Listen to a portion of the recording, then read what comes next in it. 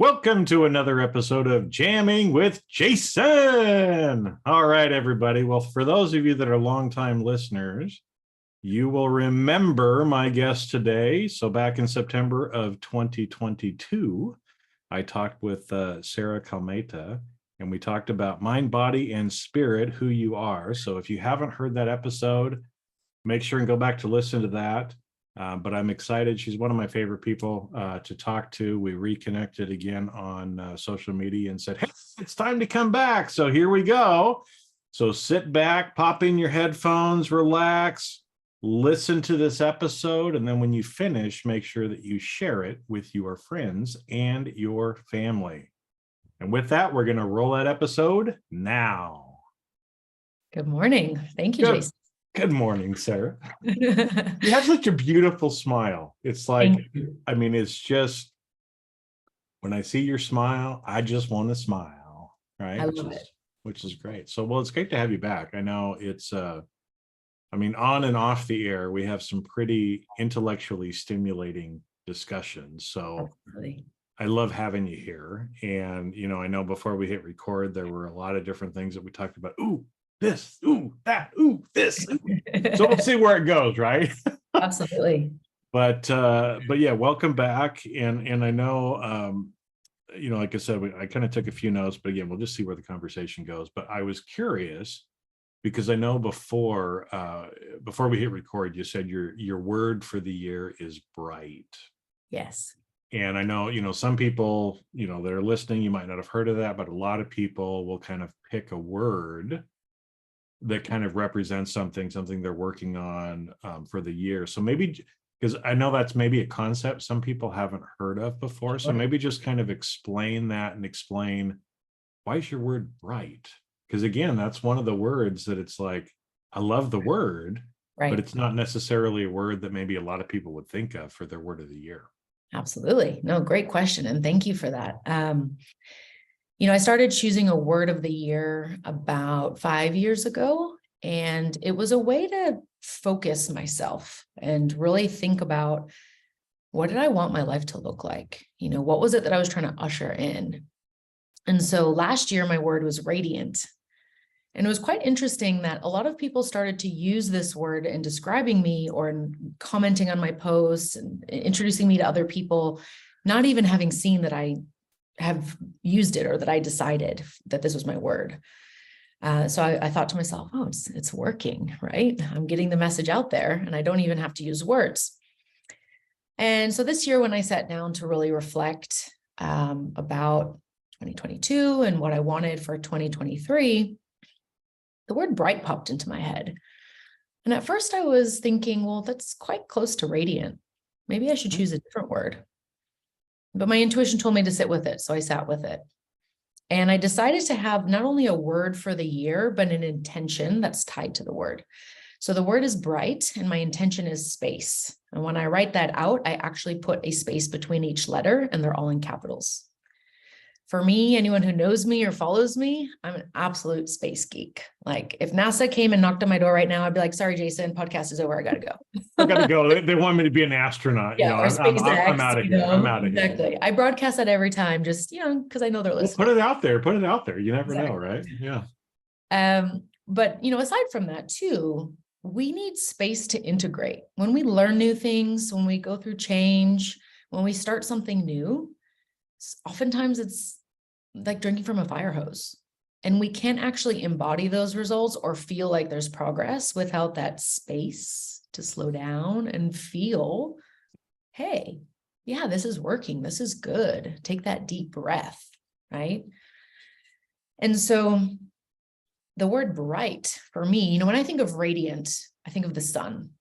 And I think of a lot of like energy output, and it's just, it's burning bright. It's this radiance, you know, like that you see those images where there's like a glow around people. And that's wonderful.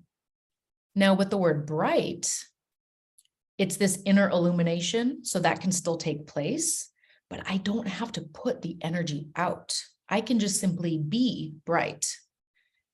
And if you think about the moon is not always bright. And in fact, its light is a reflection of the sun. right? And we just happen to see it, and we go through these phases and we see different stages of the moon. So that made me feel good, because I thought, you know what, as I incorporate more space and I get more comfortable doing less, working smarter, being more aligned and intentional with my actions, I may not always emit energy, but I don't have to. I can still be bright without putting out all the time, and I can receive and still be bright. And so how can I in my life have the space when I need to rest more, still be bright? You know, what are the resources around me that I can reflect, that I can showcase? And bright has also the connotation of, you know, the intelligence. How can I use my own intelligence, inner guidance to make decisions?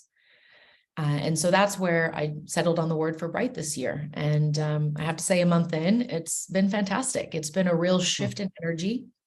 I have slowed down, gotten more comfortable with slowing down. And still my speed is probably faster than many people's, but it's certainly nowhere near the, you know, breaking the sound barrier speed It's not frenetic, right? Operate at, right? Yeah. Well, trying to reach the speed of light, you know. Yeah, well, and I think, I mean, that what you just described, I mean, we could go so deep from a cosmic and spiritual level too. Absolutely, yeah. On that whole idea too, right? And maybe we will at some point, but I love too what you said, that I think is easy for everybody who's listening to realize, like what happened to you last year, what you're starting to see this year too, is having that word, having an intention around it, and saying things like, I am radiant, I am bright, right? And that becomes who you are being. Yes. Right? Other people see that, Mhm. right? It becomes a part of you in the way that you are being, right? Yes. You see how be is in all those words, folks, right? Absolutely. But not surprising to me at all that people start using that word as well, right? Because you're putting that out.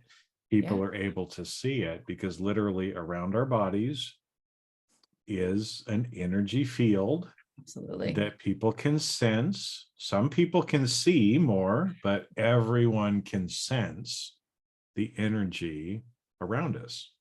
And so Absolutely. as you're radiant, as you're bright, people are going to notice that. Just like, again, the way you smile looks bright. Yeah. Huh. I wonder why. Well, we just told you why. There you go. Exactly. Well, and that was the first thing you said to me when we got on. You said, your smile is so bright. And that's how we got on the topic of that being my word of the year. And, you know, for those of you who are listening, who are going like, oh my God, they're going off about energy. What is this about? Right? Let's get some logic on board. When we have conversations with people, why is it better when we're in person than on the phone?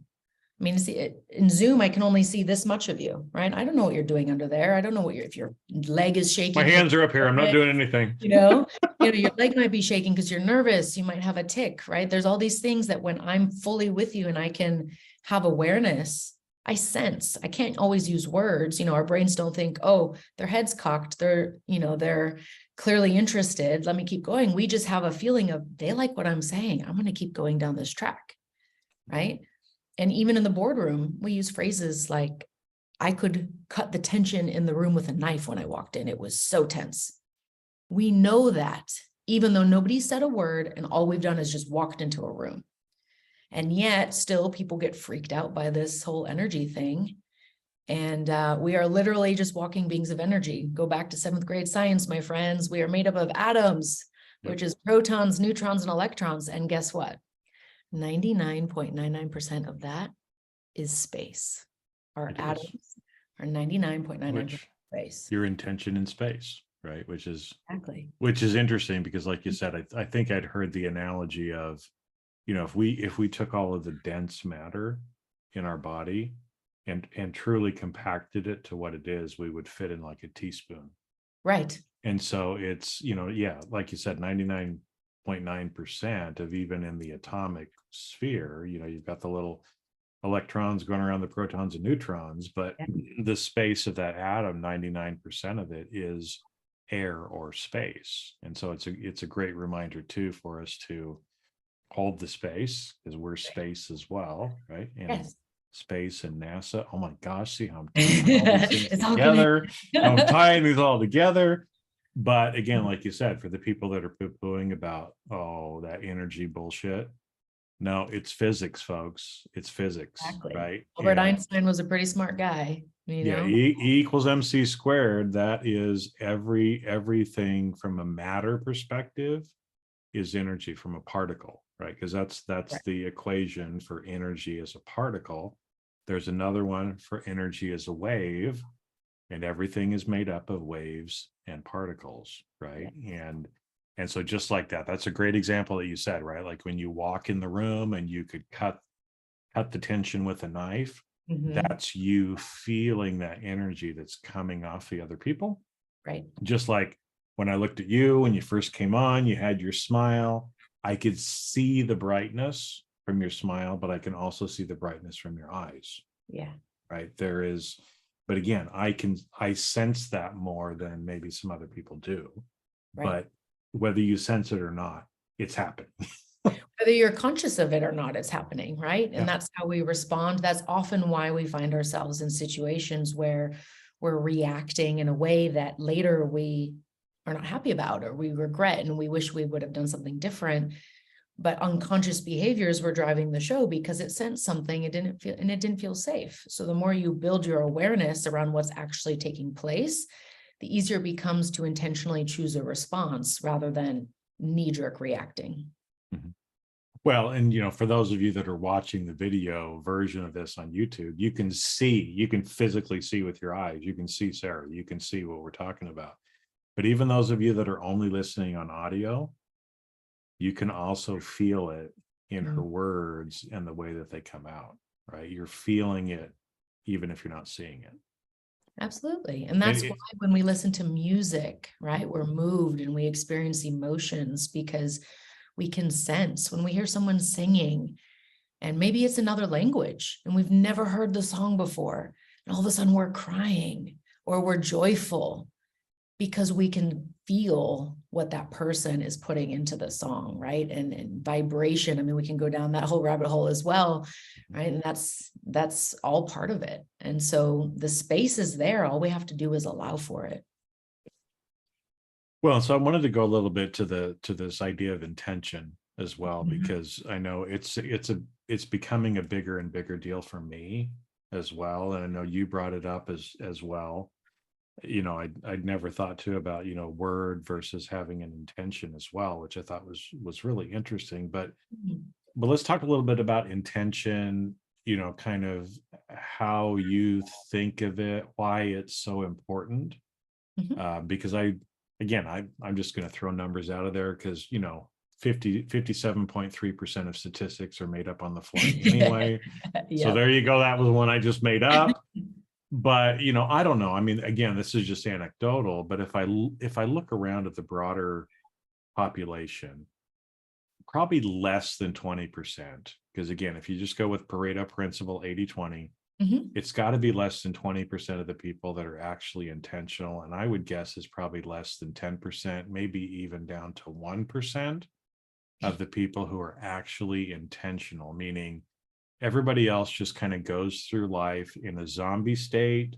Yeah. I sometimes use the word hypnotic trance, right? Where again, you're just kind of surviving. You're just kind of there. You're just taking up space, but you're not necessarily being intentional or creating. You're allowing things to, or you're reacting to things and just going along.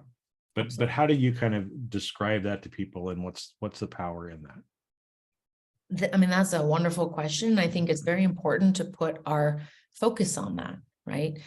The reason why I think intention is so important is because it allows us to focus our energy. Without having an intention, what are you aiming at? What are you doing and why, right? The intentionality behind your actions, understanding what's the intention of this email? Am I trying to inspire someone? Am I trying to convey a message? Am I giving a directive order? Am I attempting to gather information? Am I attempting to get them to say yes, right? To persuade them that this is a good idea?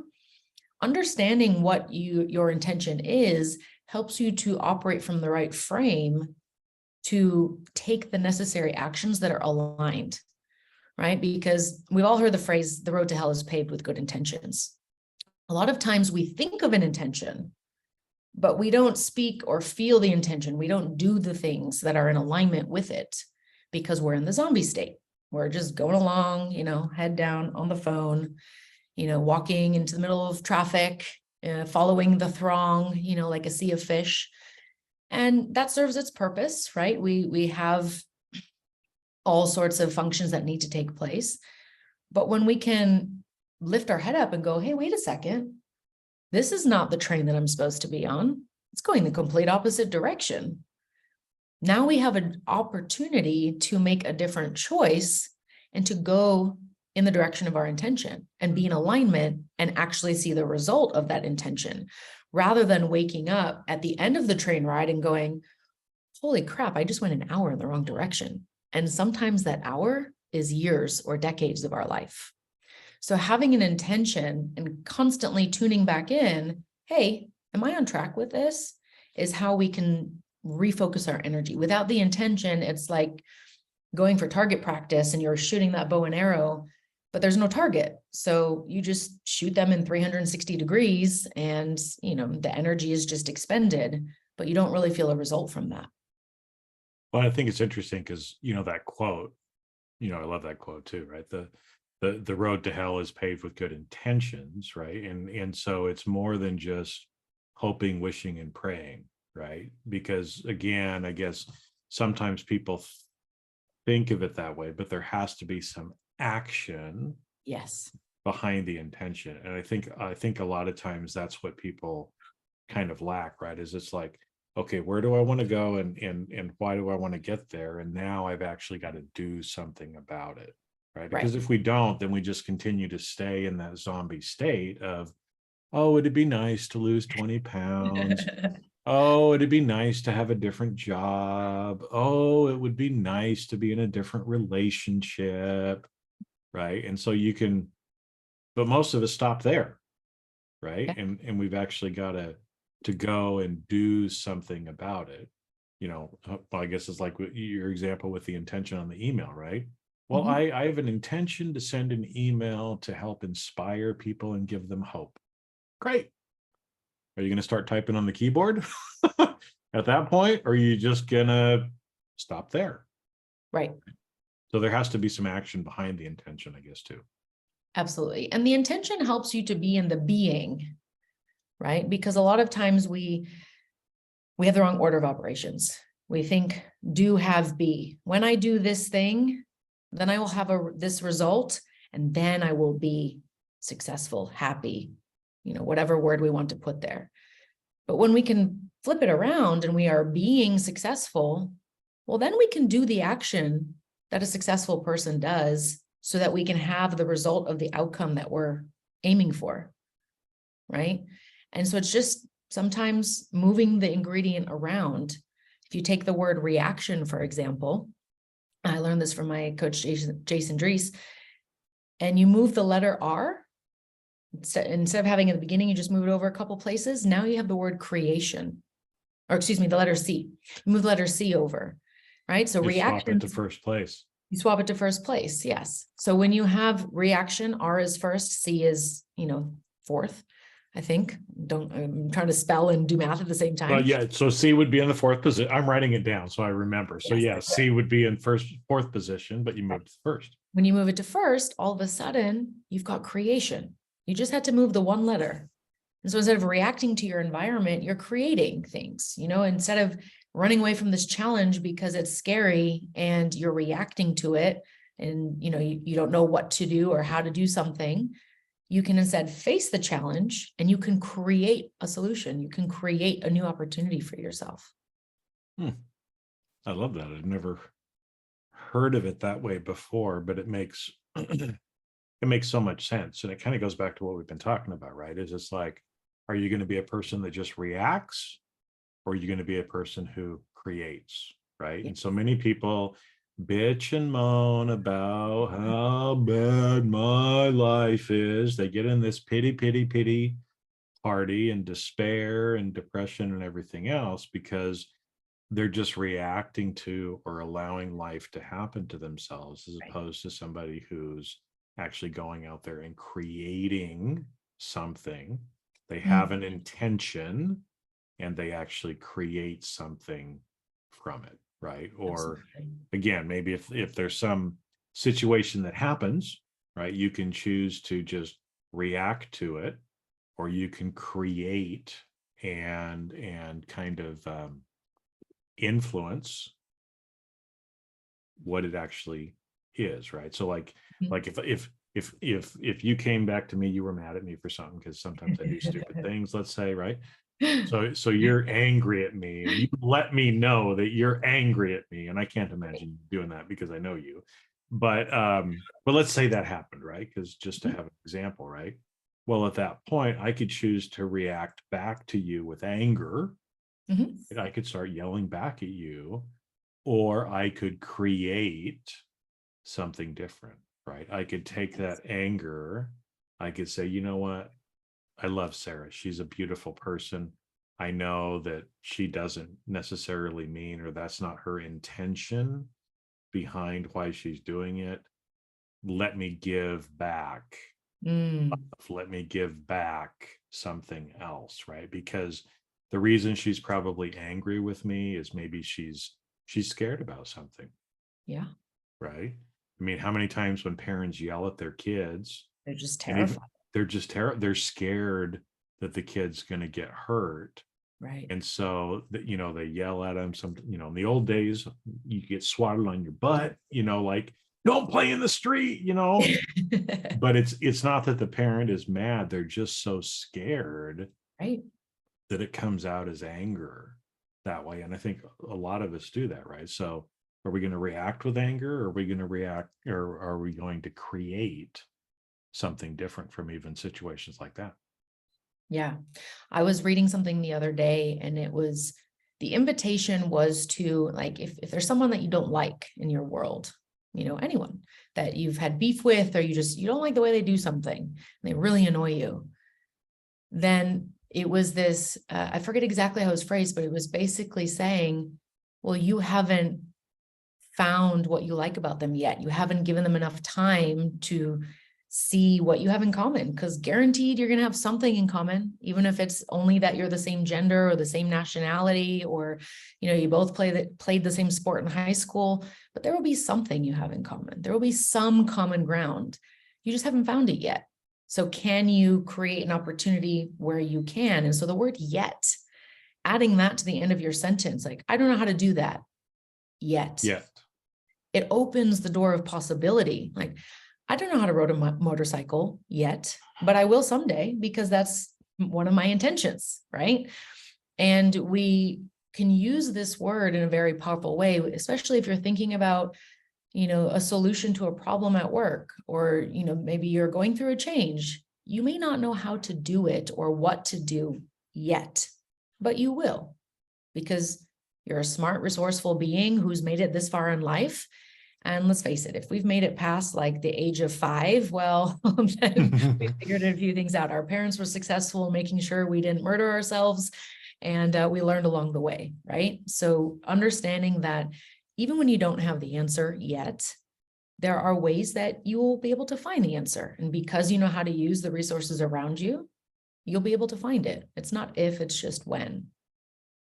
Well, and I think it's interesting too, because another another way that I've been thinking about intentionality recently too is kind of back to ethics in Mhm. general. And so I know you and I have kind of geeked out on some of this stuff before, but virtue ethics from the Greeks, at least in my opinion, is the only true way to determine if someone's acting in an ethical manner, right? If they're being virtuous, but it's if they're trying to live a virtuous life, but it's about the intention Mhm. too. Because everything that we do, we're going to be judged on. Of right? course. So every act that we do, somebody else is going to judge us. They're going to judge us based on their beliefs, the rosy colored glasses that they have on. Half the world will agree with you, half the world will disagree with you, regardless of what you do. But why I think too, intention is so important, and that's why I'm starting to tell people, like, it's always good to have an intention.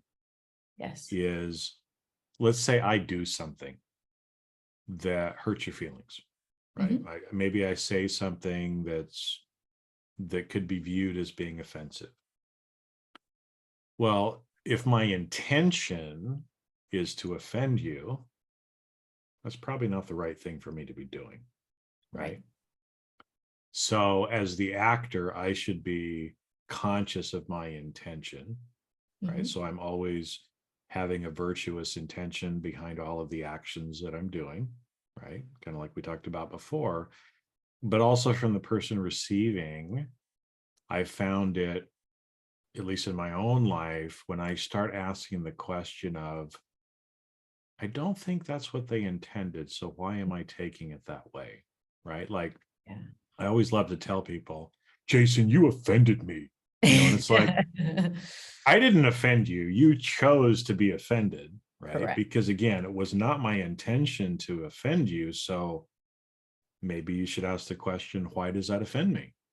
Right? Yes. Because, and also you should give me the benefit of the doubt to know, Jason, you're a kind, loving person. I know it wouldn't be your intention to hurt me or offend me. So, you know, give other people a little bit of a break, I Yeah. think, too, and try to understand what their intention is as well. It helps us get along so much better as humans as well.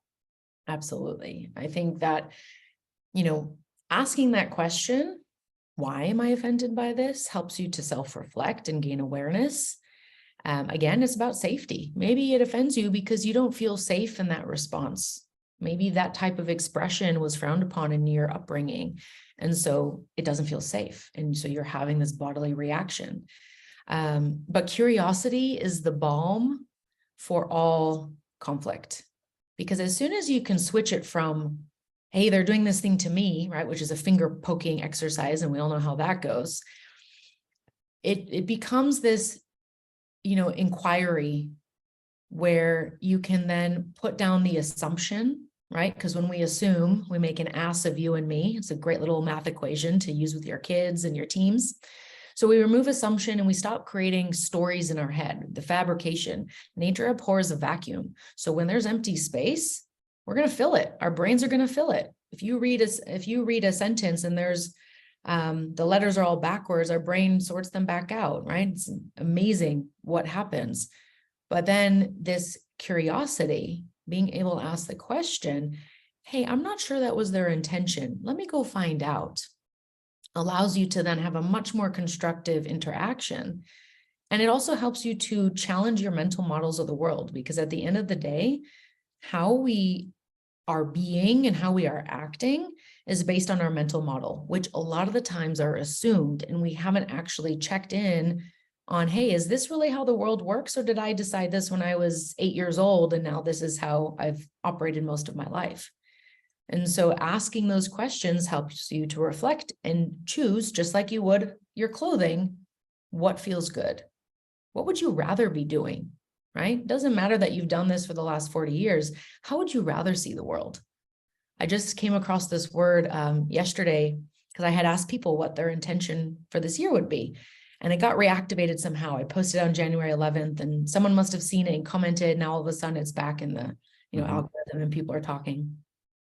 And someone put the word pronoia. And I was like, oh, I've never heard this word. I didn't, bother to Google. I wanted to see what she said.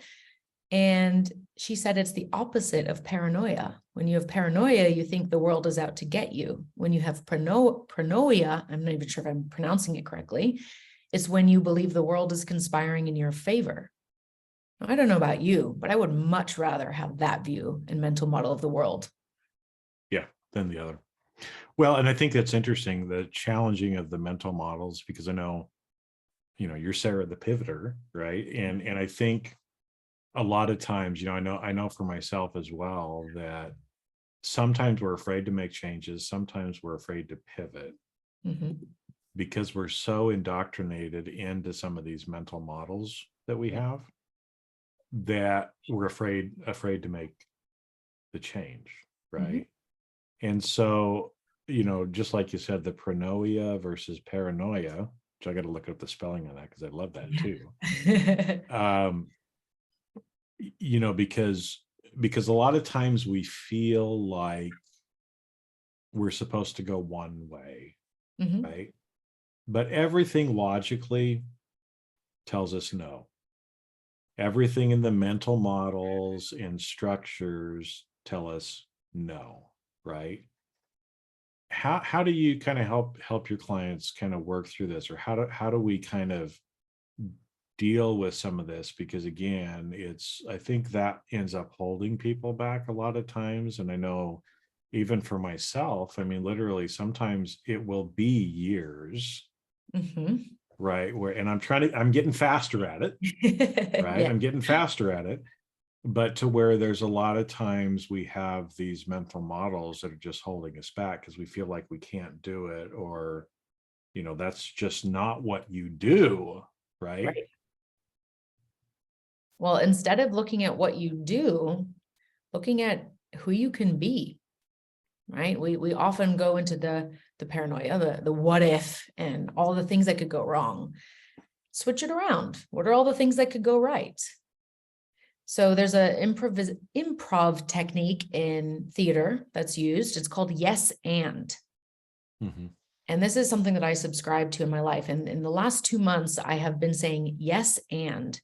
If I catch myself using the word but, I stop, go back, I say the word and, or I delete the word and I start saying and.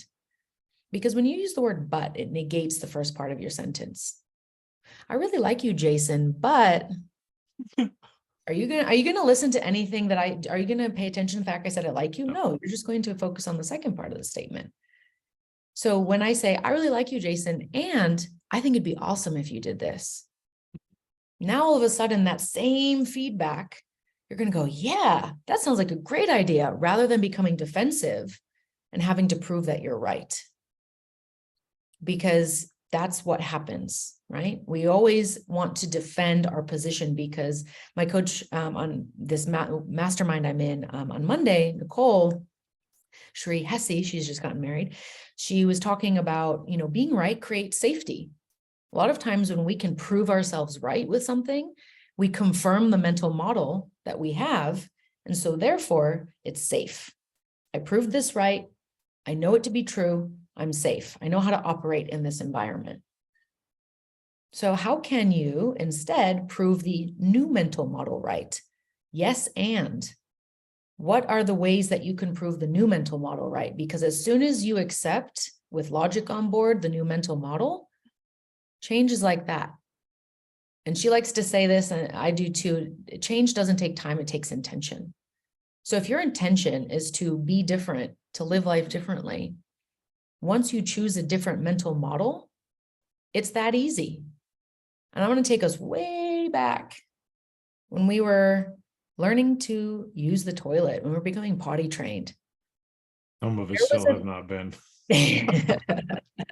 There was this transitionary period where, especially nowadays, like diapers are so absorbent, the child barely feels wet, right? So why would they change their mental model?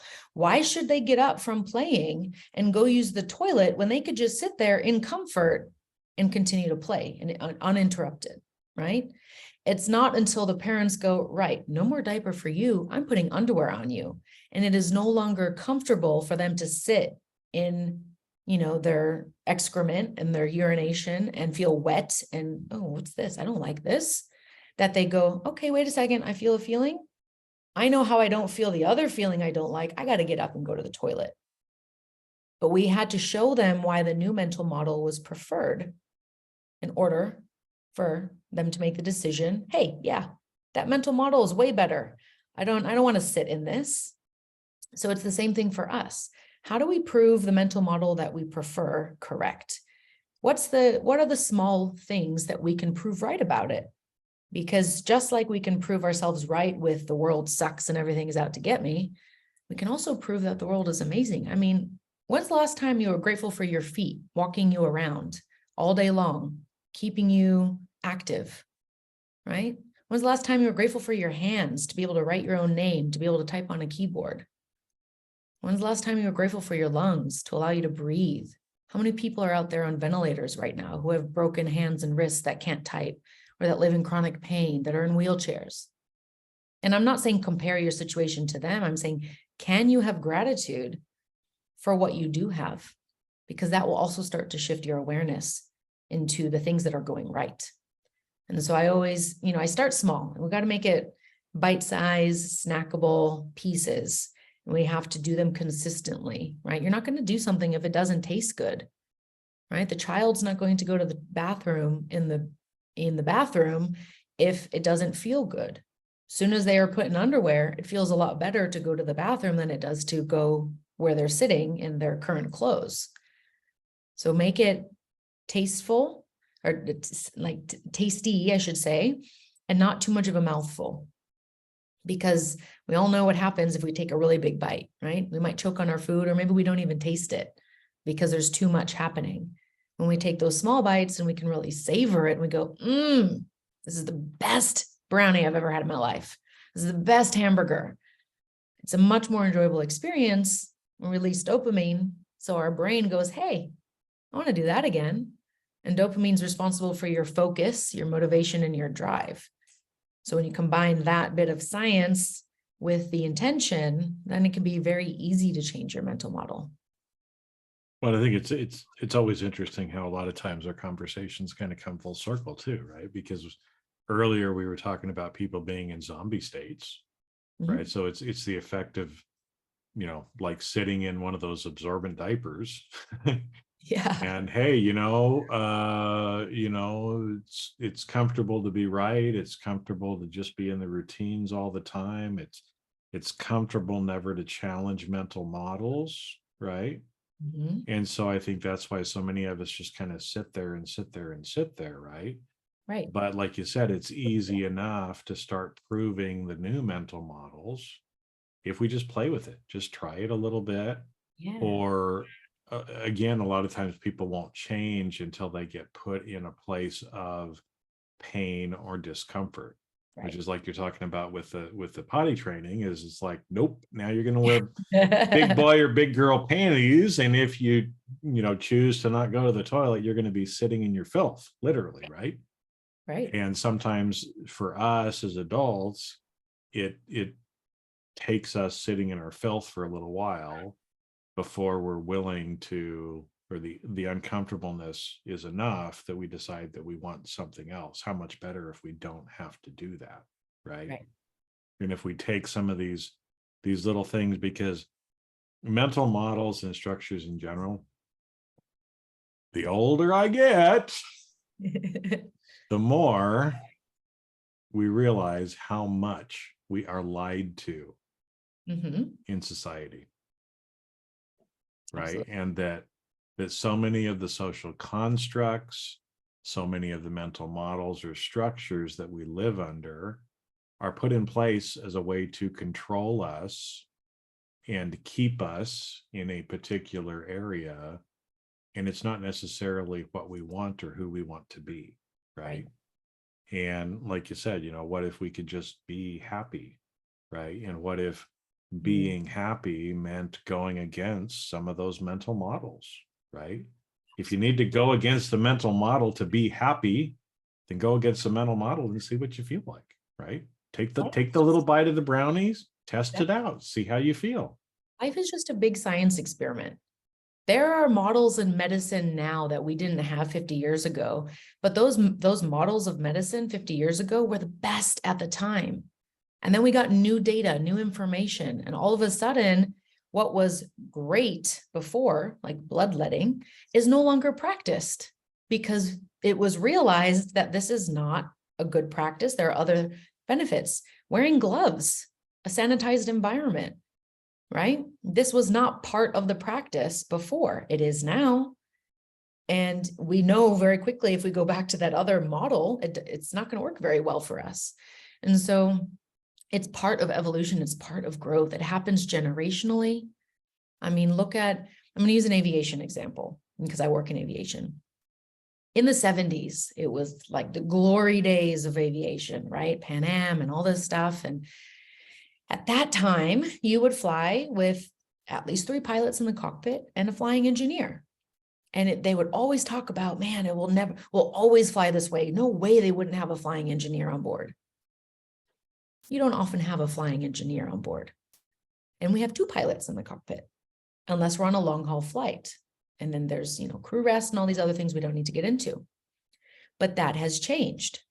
And now the mental model is, why would I have 3 pilots in there just in case, just because when the crew duty rest requirements are this, and I know this can operate like this, and we're going to get new information and more technology advances, and it's going to continue to evolve. And so we need to just be honest with ourselves and allowing ourselves. I love that you said that, because a lot of times we're just not giving ourselves permission because we're afraid of what's going to happen next, who's going to reject us, who might abandon us, who we might abandon or reject if we choose this new mental model. Because guess what? Your life will change. When you change your mental model and you go through these changes, you're going to start to have a different friendship group, a different social group, different community, right? If you are starting to take fitness and health seriously, you're no longer going to hang out with the people that eat potato chips and soda pop and pizza and just watch TV all day and don't want to be active. That will no longer be aligned. Doesn't mean that they're bad people. It doesn't mean that you can't have a friendship with them. It just means that you won't see them to the same degree you do now. So once you can accept that, right? It's that surrendering to what is rather than trying to control external factors to what your mental model is. That's so tiring. It's so tiring to try to fit everything in the world around you that you can't control, to try to fit this mental model that you're like squeezing onto and won't let go of. And I know that from personal experience. Like it's exhausting. Me too. And my coach recently asked me on a call, she said, Sarah, who are you if you are not overcoming something? If you're not overcoming strife, can you be happy? You have to overcome something in order to be successful, in order to be happy. And I was like, whoa, that is a great question. Because we are taught that things are hard, that it takes work, it takes effort. Yeah, sometimes it's going to.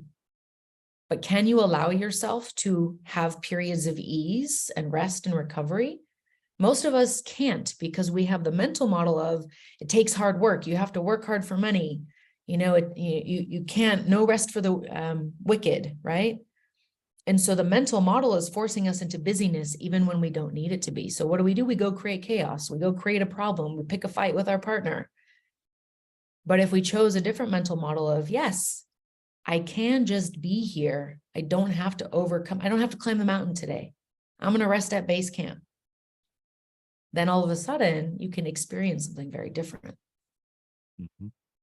Well, in that space in between, like we talked about, the atoms and everything else, we need the space. And I think too that another thing that I'm realizing is,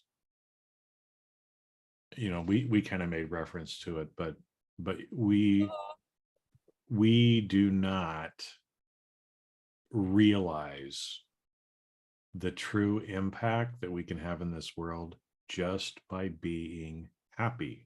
Just by being in a sense of well-being, not doing a damn thing, just sitting there at base camp, smiling, right? And kind of radiating out that love and compassion to other people around us.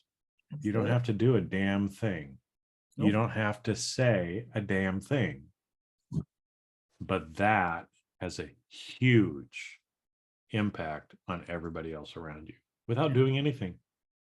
No, all you have to do is think about that one toss of a rock into a pond and the ripples that come out, right? And you don't have to force all of those ripples. They just occur because you're there, right? And when you can embody your results, You don't have to say, you don't have to tell people, you don't have to show them how good you are, or how great this thing is. People will just naturally come to you and ask you like, hey, wow, what are you doing? Because you have this result, and they see that it's possible.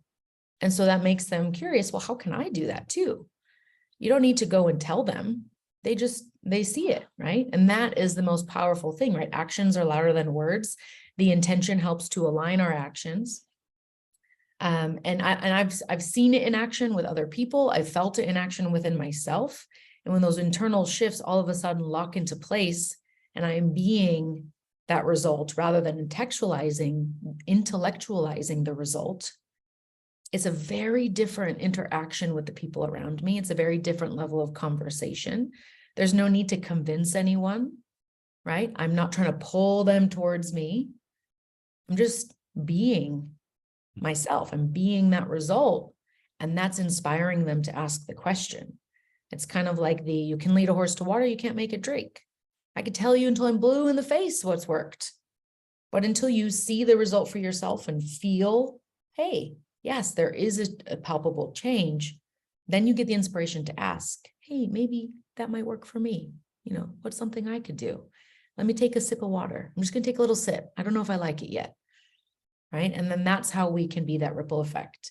And I like to, with this, I just, the Skittles commercial, right? Taste the rainbow. Taste the rainbow. Yeah. Yeah. And when I think about the ripple, I like to whisper it and I go, feel the ripple. And it just feels different when you do that. I don't know why. The whisper makes it like really real and visceral. And that's what the ripple feels like. It's this kind of like secret little. Well, it makes like this little wave go through your body. Yeah. Yeah. So I like to whisper that sometimes when I feel the ripple, I'll kind of smile to myself and whisper it. And, people might think I'm crazy. I am, and it's okay. We all are. We're all mad here, and that's okay. Well, but I think it's interesting because, again, like you said, right? I mean, we don't have to, if we're trying to help people around us, we don't have to convince them. We don't have to drag them to the water. We don't have to shove their head in the water. Right. Make sure and, flush it when you're doing that. But just be who we are, and our example actually shows others around us. Then those people that are interested will ask us, hey, how are you doing that? What are you doing? Right. Yeah. We can share. We can share. It's up to them whether they do it or not. I don't care whether you do it or not. It's up to you. But this is what works for me. Right. But especially as we're one of those people, right? And we're all, anybody who's, trying to become better, to try to better themselves in whatever way it is, right? You should always be looking around to other people that you admire, that you respect, and trying to learn from them. Mm-hmm. But, again, that's just the intentions paved to hell unless you actually do something. It's taking that little drink of water, taking that little bite of brownie, doing something and actually testing it out for yourself. And it may or it may not work for you, right? I mean, not everything works for everybody, but, I love that life is just a science experiment. How many times did Edison have to make the light bulb before it worked? I think it was like 10,000 times. Yeah. Imagine he gave up on that because he failed and he didn't like that feeling. When we go to the gym, a lot of people can relate to this because it's physical and we can kind of see results, not just feel them. But I mean, nobody likes doing a push-up, not really, but we like the result of the push-up. So we start to fall in love with that process, right? We get that dopamine release as we're doing the push-ups because we know what it leads to. And we're willing to do that work. We're willing to put in that effort in order to have that result. So we are being the person that goes to the gym consistently so that we can do the push-ups and have the result that we want, right? Because you've made that choice. Who do I need to be in order to have this result? I need to be the person that goes to the gym consistently. It's the same thing with anything in your life. What kind of person do you need to become in order to have that result, in order to be able to do those things? And when you can start looking at it from that frame, then it becomes a lot easier to make decisions that are aligned with what you actually want. But sometimes we say we want things, and we don't actually want those things, or it's in conflict with another goal, right? So making sure, putting all the puzzle pieces out on the table. Why are you saying you want this, but then doing this other thing? Do you have goals in conflict? Or is it because of a fear, right, of what others might say? And so what is that about? And really digging into that and being okay to say, you know what, I don't want that goal anymore. Right? The goals that you had when you were in your 20s are very different than when you're later in life in your 40s and 50s. If you're a competitive athlete, a lot of times that competitive edge is hard to let go of. But once you realize, like, hey, I don't need to win every single round of this workout at the gym. I'm here to maintain my health. I'm here to feel good. And yes, I'd love to improve my numbers or improve my strength, but I don't have to be, I'm not willing to break my body and to do all these things in order to be number one at the end, right? That goal shifts. So can you examine your goals and put the ones that are no longer in alignment up on the shelf? They don't, maybe even just get rid of them. But for now, if you're not sure whether you want it or not, just put it up there. Allow the space for you to see if there's a different goal that might come in. Well, and one thing that I've noticed too is, like you said, sometimes we say we want something, but then it just never happens. Right. And we keep saying that we want it, but then it never happens. So we keep saying that we want it, and then it never happens. Right. And when we do that, or at least I find myself often when that happens, that I'll start beating myself up. Right. Mm-hmm. Like, you say you want this, but look, you big loser, you're not getting it. Right. Right. But like you said, what if we stop? Because what I've noticed, especially in the last few months with a couple of different things is, I've said that I want this, but it's not really aligned with who I am. And so subconsciously, right? Yep. Subconsciously, because of my values, it's not going to happen. Right. You're not willing to do those things. And finally, because it's not what I really want. Exactly. Right. And so I think that's too where, if something's not making you happy, if following a specific social construct isn't making you happy, or you just can't get yourself to do it. Right. That was my case. It was kind of a social construct thing, like, I'm going to do whatever, right, that's expected of me. Yep. But 6 months, a year, I keep saying I'm going to do this. Well, it's because I don't believe in the underlying social construct. And I don't want to do it. Right. It's the rebel in me that knows, Jason, that's not for you. You're not supposed to be doing that. And when we can finally kind of wake up and be real with ourselves, be honest with ourselves, it's okay. Right. I don't have to follow that social construct anyway. Exactly. Even if 80 or 90% of the people in the world might say, oh no, you've got to do that. Right. You don't have to. None of us have to. Right. No. I mean, it's the old, you gotta, be a good student, go to college, graduate, get married, have babies, be a dedicated corporate employee and retire at 65. Nope. That's a social construct, right, that most of us don't want, don't believe in, don't want to fit in. Certainly does not subscribe to that. And I can tell you, I mean, like, baby boomers were those generational 40 years at a company type people. And then Gen X, some of them, maybe 20 years here, 15 years there, 10 years here, right? Gen Y, the millennial era, especially as you get towards the end of it, very, very different. Gen Z, I mean, they have a new term, I think it's even in the dictionary now, called slashy or slasher. And it's, I'm an accountant / a yoga teacher / a consultant / a dog walker, right? Whatever it is that you do, because the generation that's coming in now, they don't define themselves by what they do. And time is another currency that they're looking at, not just money, right? And so when's the last time you checked in with yourself? Are the things you say you want what you want, or is it what your parents want or wanted for you? Is it what your spouse wants, what your children want, right? When's the last time you asked yourself what you want? Can you give yourself permission to hope for something, to dream about it, to articulate it, right? Sometimes we have these hopes and dreams, but we don't know how to articulate them, or we're afraid to. It won't work out anyway, right? Maybe not, but maybe it will. And you don't know until you ask. I can't tell you how many things I have gotten in life, I've received in life, simply by asking. I don't know if this is going to work. I don't know if they're going to say yes. The worst they can say is no. It's not possible. But what if they said yes? Then I get to have this amazing experience, or I get to have the upgrade, or I get to have, the dinner reservation at this booked out restaurant because I arrived and I just asked, hey, do you have any spot? Actually, we just had a cancellation. Yes, come with us.